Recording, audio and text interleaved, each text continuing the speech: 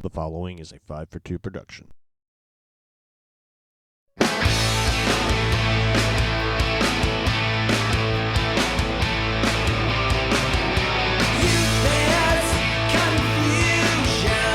now, virtually live from somewhere in America, it's the show you love. It's Reverend Todd Baker's What the Hell Was That? No more hesitating. God knows I've had time for waiting. If I call you at 3 a.m. Howdy, folks. Welcome back to another episode of What the Hell Was That? Yes, I've made it back from Mardi Gras. I got my beads, and I got a couple coconuts, and I got some ducks. The ducks are my favorite. I'm gonna keep wearing these all the time. But anyhow, so hey, Kev, how you doing, buddy? What's going on with you? Doing all right, Todd. How's things going? Good to see you. Well, since last we saw each other in Columbus, I'm doing well. Getting ready for the drive-by truckers homecoming shows here next week. Nice. I was excited. They announced a show in Dayton today, so I saw that, but I'm psyched about that. I'm not coming back to Ohio. Right. I hear you. I hate to say it, buddy. When it comes to drive-by truckers anymore, as much as I love them, as many times as I've seen them, I think I'm just kind of happy with doing the once a year 4-day Athens blowout. And unless they come to Orlando or Tampa, I'm not driving even 3 hours north to Jacksonville anymore. Sorry, it's just that's how it is with me with them now. Now they're back to the status of pretty much every other band, and I'll go see them when they come locally.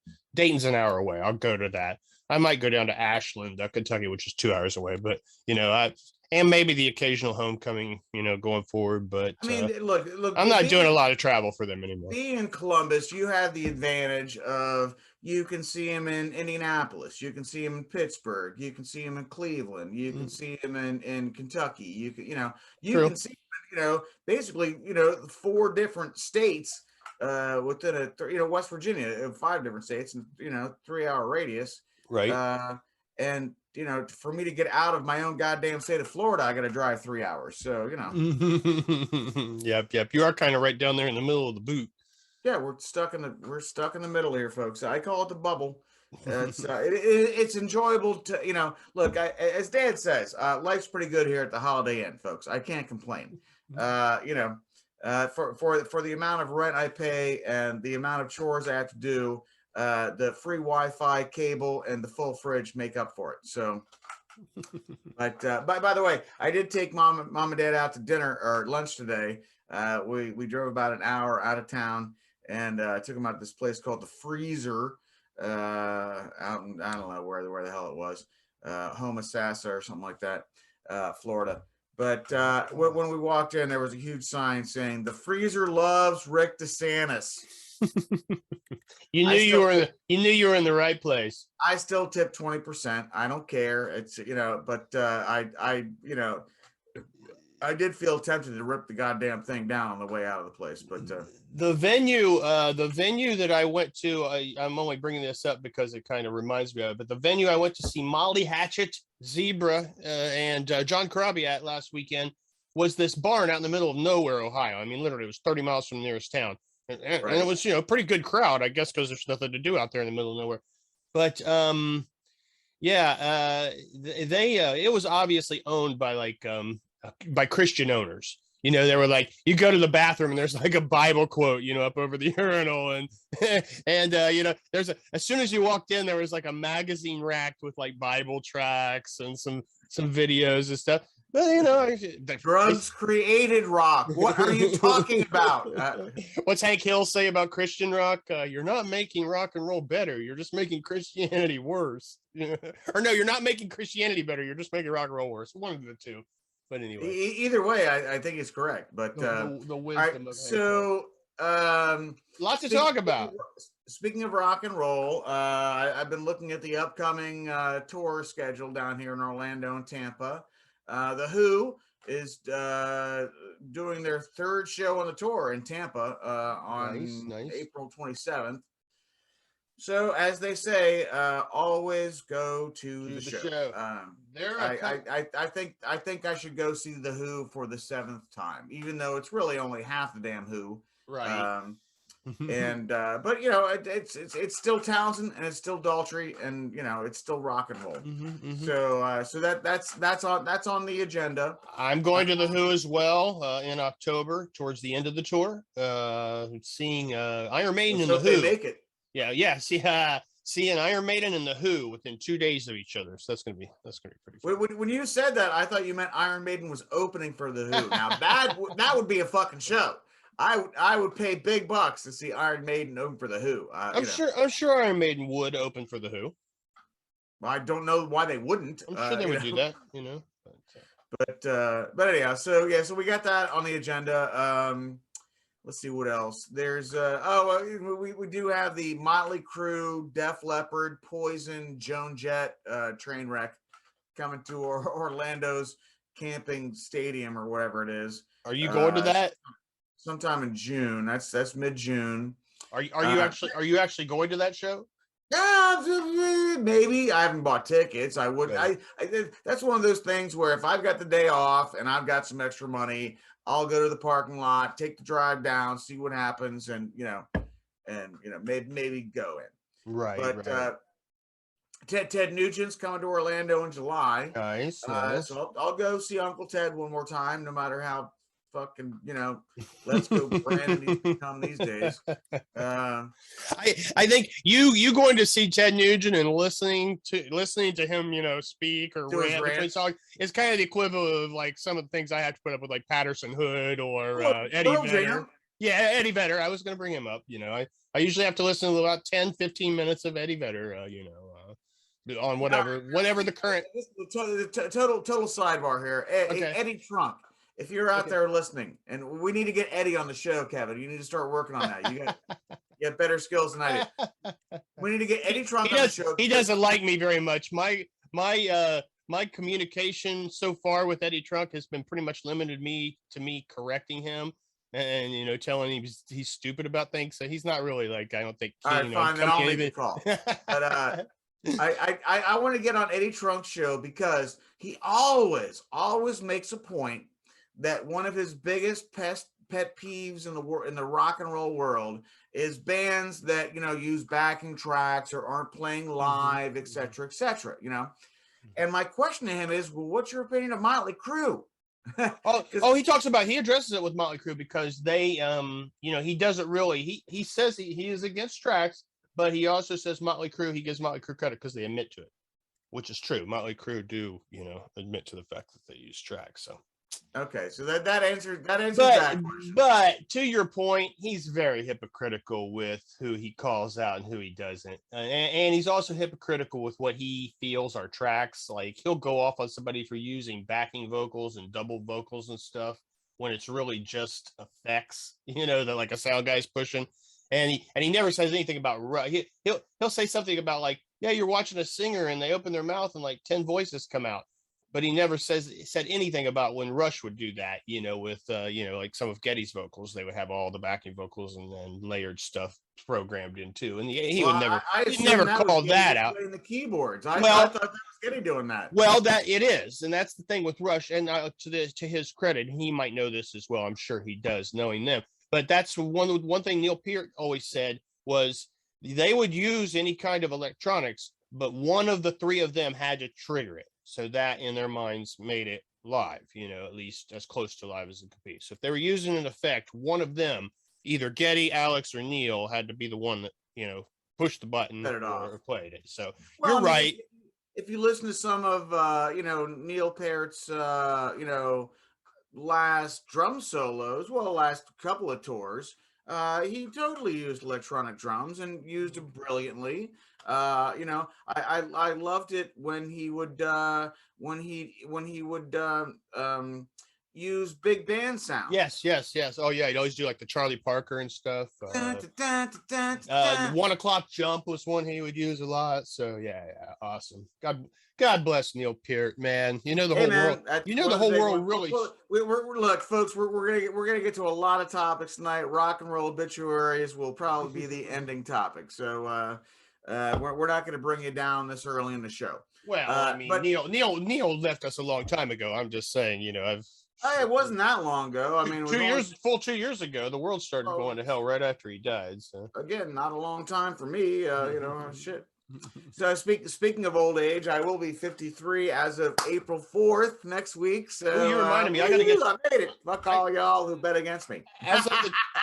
As of the time we're taping this, I'm glad that we are doing this because you just reminded me. I got to get your fucking card in the mail tomorrow. So Damn right you do. So all you're getting is a card. So yeah, that's all right. Look, you deserve the Paul Stanley poster for all the hard work you did on the book cover. So. Folks, for my birthday and Christmas every year, usually I'll buy myself a couple of presents just for me because I don't want to ask my parents or my sister to have to do it. So I'll go on eBay and buy an old Kiss poster that's been hanging up in the garage for 40 years and it's torn and frayed and get a new one. So when I get a new Kiss poster, I usually find a recipient to give the old one to. So Kevin got the last one. I will be buying a new Peter Criss motorcycle poster for my birthday, and I believe that's going to be going to Jay Gonzalez of the Drive By Truckers when I go to Athens. So, but don't tell him. Shh, it's a secret. Okay, well, this. I don't know if this won't premiere. This will premiere after Homecoming. I really doubt Jay Gonzalez watches. Oh yeah, he's one of our loyal lists. He's one of our loyal viewers. What are you talking about? All right, then hey Jay, how you doing out there? Don't air this until we get to Athens. So, no, God bless Jay Gonzalez. So, I'm looking forward to the truckers. That should be fun. I also have now I've got what I call a vacation. Mom and Dad are going out to Montana for 3 weeks to go see my sister and the kids and whatnot. So it's just going to be me and Rocky for about 3 weeks. So that's I consider that a vacation as well. And but while I got that time off, I'm leaving the cat to himself to fend for himself for a couple of days, and I'm going to fly to Cleveland and go see my cousin Dennis. Nice. So nice. I found a cheap flight for $100 as long as I can stuff all my belongings into something that'll fit under my seat, and So Denny, I'm coming to see you, pal. I'm coming to Cleveland. Well, for me, Pearl Jam finally rescheduled their 2020 tour.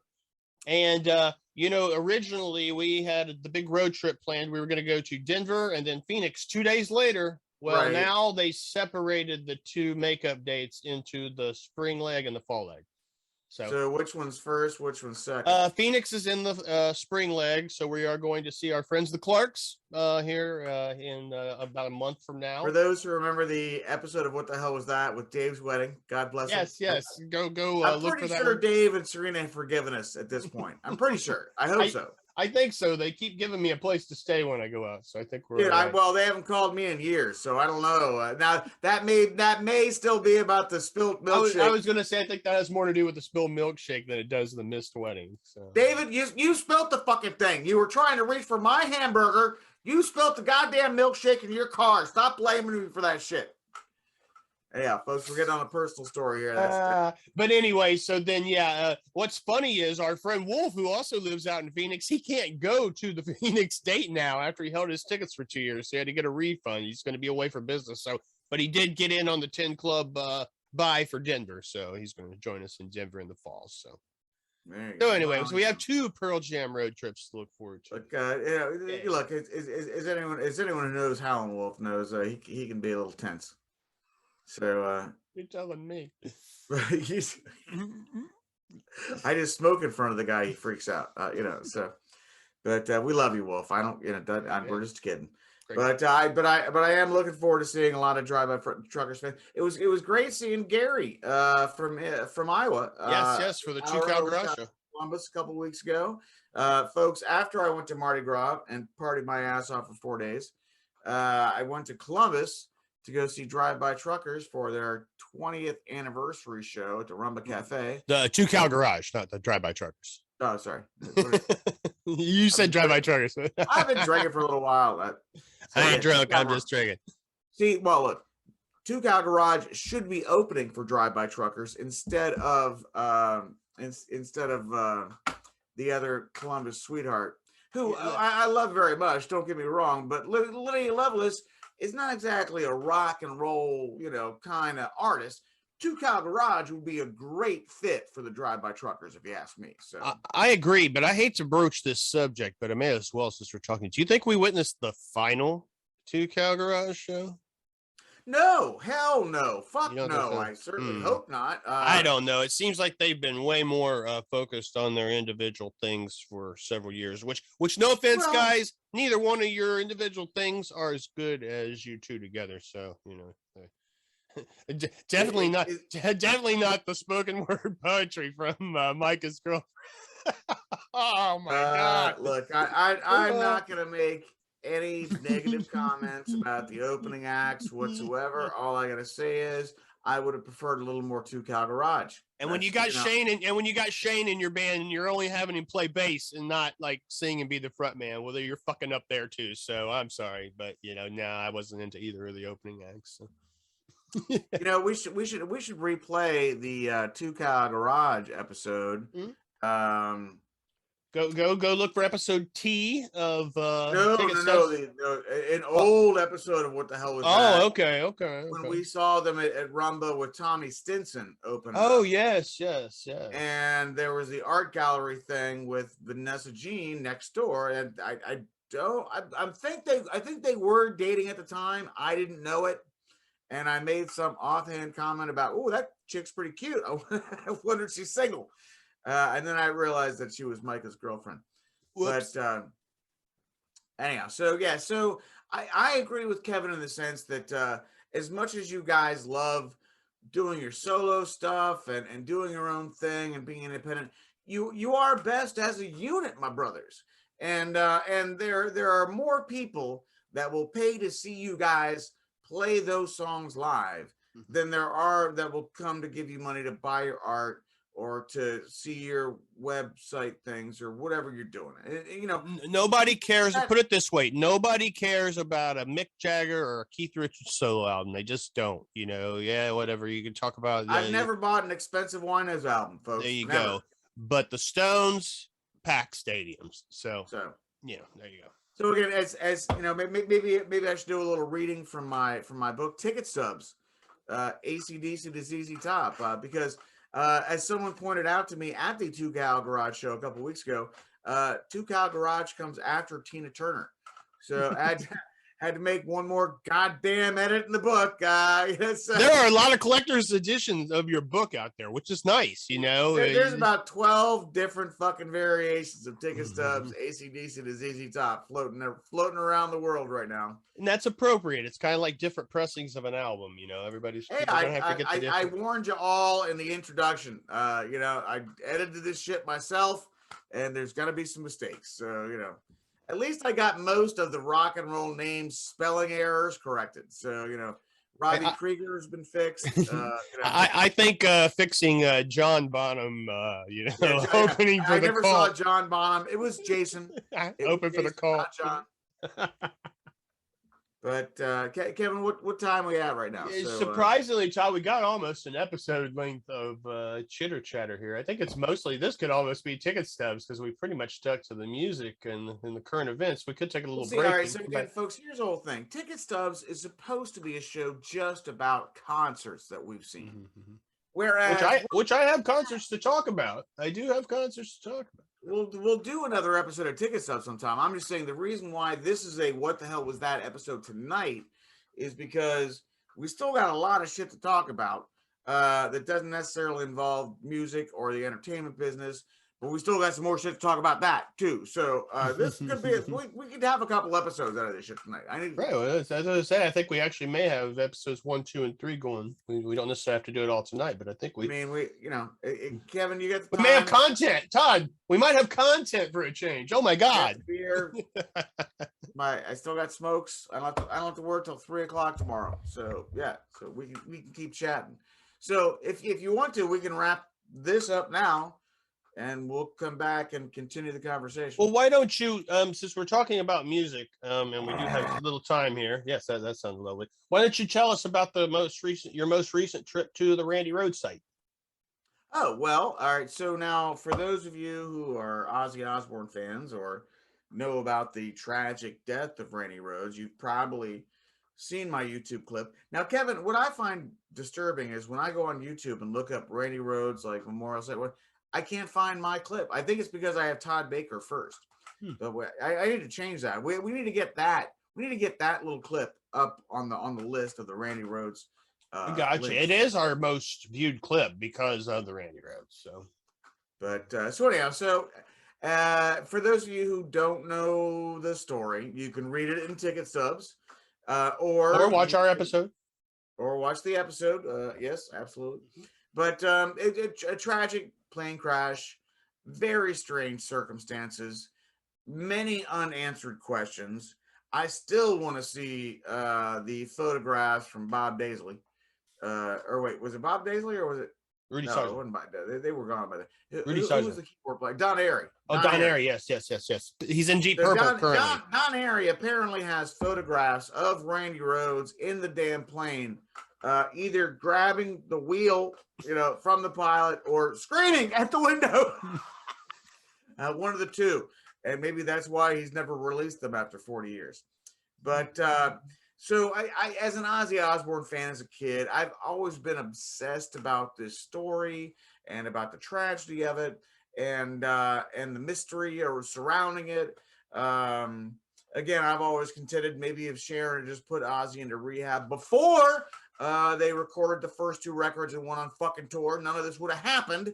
But then again, maybe Randy Rhoads never would have become famous or become a legend. Perhaps Randy was meant to pass at an early age. Who knows? Who's to say? But I can get to the property if you're willing to trespass. I can show you how to get there. All you got to do is watch the video.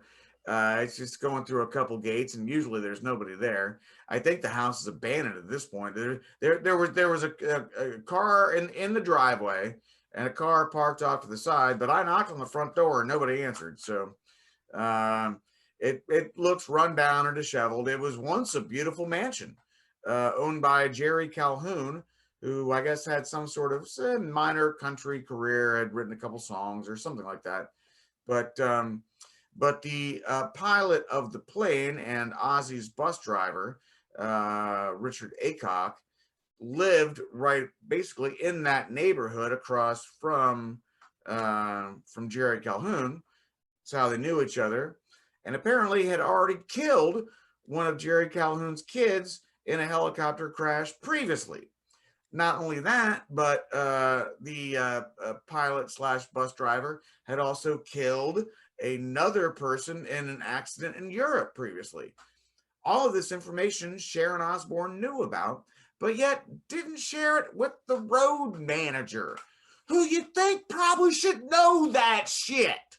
So, the chutzpah and balls on Sharon Osbourne to criticize that poor tour manager because he let those guys go up on a plane, or he went up on a plane with them. Again, maybe Sharon, if you had given them the fucking information, they'd be alive today. So you know what? I think the real evil person in this is not the pilot of the plane, is not the crazy bus driver. It's fucking Sharon Osbourne, folks. I'm sorry, I'm calling it right there. So Sharon, you want to sue me over this one? Go fuck yourself. Bring it on. I could use the attention. So that's just my personal theory of the Randy Rhoads mystery, folks. And on that note, I need another cigarette and need to get another beer. So Kevin, we got more to talk about. We got so we do have again celebrity deaths, and we got a big one. And then of course we've got the slap heard around the world, folks. Yeah, we got to talk about Will Smith getting jiggy with it at the Oscars. Woo! I tell you, as a stand-up comedian, if I ever host the Oscars, I'm going to have Alec Baldwin standing behind me with a fucking loaded prop gun. That's all I got to say. All right. So we'll be back with more. What the hell was that?